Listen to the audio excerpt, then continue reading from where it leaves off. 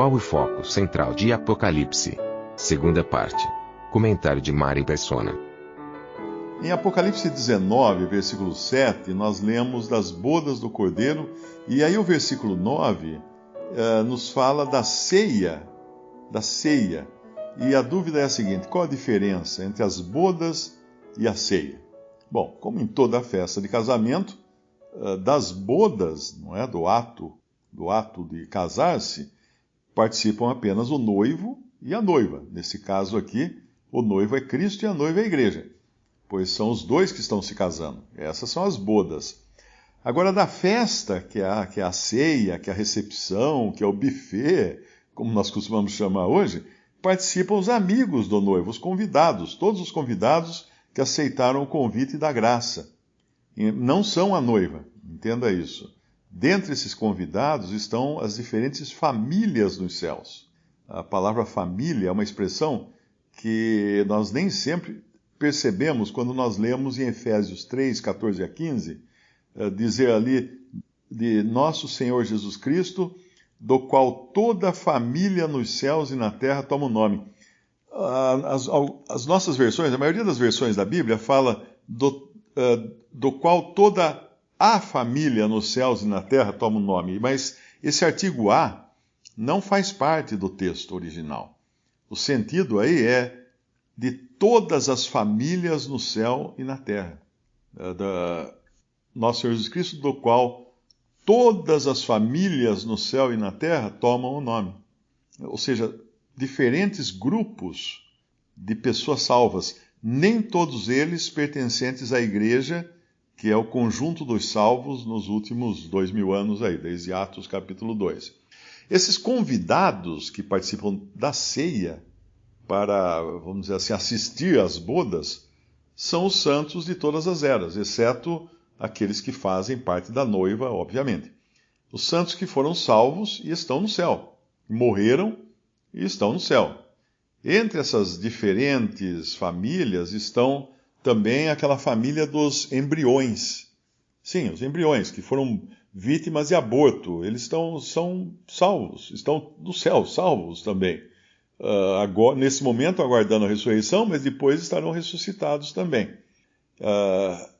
Crianças mortas antes da idade da razão, antes da idade de entender que teriam que crer em Cristo, também estão salvas. O Senhor falou: vinde a mim as criancinhas, porque delas é o reino dos céus. Deficientes mentais, loucos de nascença, ou seja, aqueles que nunca tiveram condições de crer intelectualmente, de aceitar intelectualmente. Mas o Senhor é misericordioso para com esses também. O mesmo sacrifício que salvou aqueles que fazem parte da igreja é o mesmo sacrifício que salvou todos esses, ainda que eles não tivessem entendido isso. Em Isaías 35:8 diz assim: até mesmo os loucos não errarão o caminho, não é? Que é o assunto ali. Esse é um princípio do modo de Deus agir para com aqueles que são mentalmente incapacitados. A passagem a seguir ajuda a entender um pouco isso, veja só, que é Apocalipse 19, de 7 a 9. Regozijemo-nos e alegremo-nos e demos-lhe glória, porque vindas são as bodas do Cordeiro e já sua esposa se aprontou. E foi-lhe dado que se vestisse de linho fino, puro e resplandecente, porque o linho fino são as justiças dos santos. E disse-me: escreve, bem-aventurados aqueles que são chamados à ceia das bodas do Cordeiro. E disse-me: estas são as verdadeiras palavras de Deus. Uma outra passagem é a que está em Mateus 25:1 e João 3:29. Elas dizem isto: então o reino dos céus será semelhante a 10 virgens que, tomando as suas lâmpadas, saíram ao encontro do esposo. Aquele que tem a esposa é o esposo, mas o amigo do esposo que lhe assiste e o ouve, alegra-se muito com a voz do esposo. Assim, pois, já este meu gozo está cumprido. O amigo do esposo não é a noiva, mas ele, ao mesmo tempo, ele tem acesso, ele participa da ceia das bodas do Cordeiro. Uma outra passagem está em Mateus 22, de 2 a 4, que diz que o reino dos céus é semelhante a um certo rei que celebrou as bodas de seu filho e enviou seus servos a chamar os convidados para as bodas. E estes não quiseram vir. Depois enviou outros servos, dizendo: dizei aos convidados, eis que tenho o meu jantar preparado, os meus bois e cevados já mortos, e tudo está pronto. Vinde às bodas. Esse é o convite para aqueles que não são a noiva, mas ainda assim estarão presentes nesta ceia das bodas. Essas coisas estarão acontecendo e acontecerão lá no céu, porque na terra, naquele momento, ainda estarão ocorrendo os juízos de Deus sobre as nações. Essas coisas estarão acontecendo no céu, porque na terra ainda estarão ocorrendo os juízos de Deus sobre as nações, como dá para a gente deduzir da leitura do capítulo 19 inteiro de Apocalipse. Alguns trechos do livro Definições Doutrinais de Bruce Anstey nos ajudam a entender isso. Veja esse trecho aqui, olha. Quando o Senhor vier e nos levar da terra, Ele nos levará à casa do Pai e nos introduzirá formalmente a esta cena celestial. Ele menciona aqui João 14, de 2 a 3.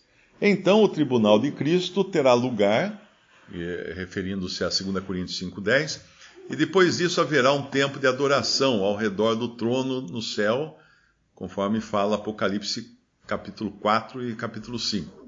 Então depois disso haverá essas coisas estarão acontecendo no céu, porque na terra ainda estarão ocorrendo os juízos de Deus sobre as nações, como é possível deduzir da leitura do capítulo 19 inteiro de Apocalipse. Alguns trechos do livro Definições Doutrinais, de Bruce Anstey, ajudam a gente a entender isso. Ele escreve assim: quando o Senhor vier e nos levar da terra, Ele nos levará à casa do Pai e nos introduzirá formalmente a essa cena celestial, referindo-se aqui a João 14, de 2 a 3.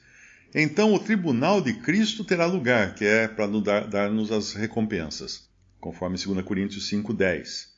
Depois disso haverá um tempo de adoração ao redor do trono no céu, que é Apocalipse capítulos 4 e 5, e então depois disso haverá as bodas do Cordeiro e a ceia que segue as bodas, Apocalipse 19, de 6 a 10. É somente depois que essas coisas acontecerem que os céus então se abrem e o Senhor vem à terra, volta à terra, na sua aparição, Apocalipse 19, de 11 a 21, ou na sua manifestação. Dizer que todas essas coisas acontecem em um momento de tempo é complicado e inviável. A parábola em Lucas 12, 36 a 39 indica que a vinda do Senhor como um ladrão será depois que as bodas acontecerem. Então, até aí, esse pequeno trecho do livro Definições Doutrinais de Bruce Anstey. Agora, continuando no versículo 10 de Apocalipse, João fica tão impressionado com tudo aquilo que ele se lança aos pés do anjo para o adorar, mas é imediatamente repreendido por fazer isso. E ele disse-me, o anjo, está falando para João: olha, não faças tal, sou teu conservo e de teus irmãos, que têm o testemunho de Jesus. Adora a Deus, porque o testemunho de Jesus é o espírito de profecia. O anjo não era mais que um servo dedicado a anunciar aquelas maravilhas, mas ele deixa claro que o testemunho de Jesus é o espírito de profecia.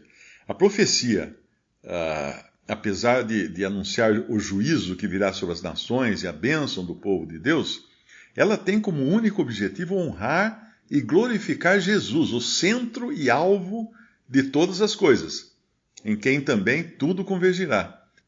Se nós ficarmos ocupados com os eventos proféticos, por mais emocionantes que pareçam ser, não estaremos ocupados com o verdadeiro espírito de profecia, que é aquele que aqui o anjo explica para João, que é o testemunho de Jesus, é o espírito de profecia. A profecia serve tão somente para nos levar a nos concentrarmos em Cristo.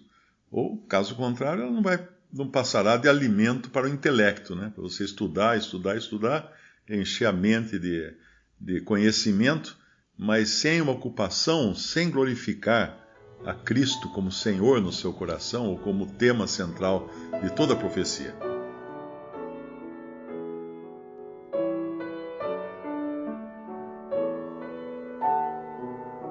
Visite Respondi.com.br. Visite também 3minutos.net.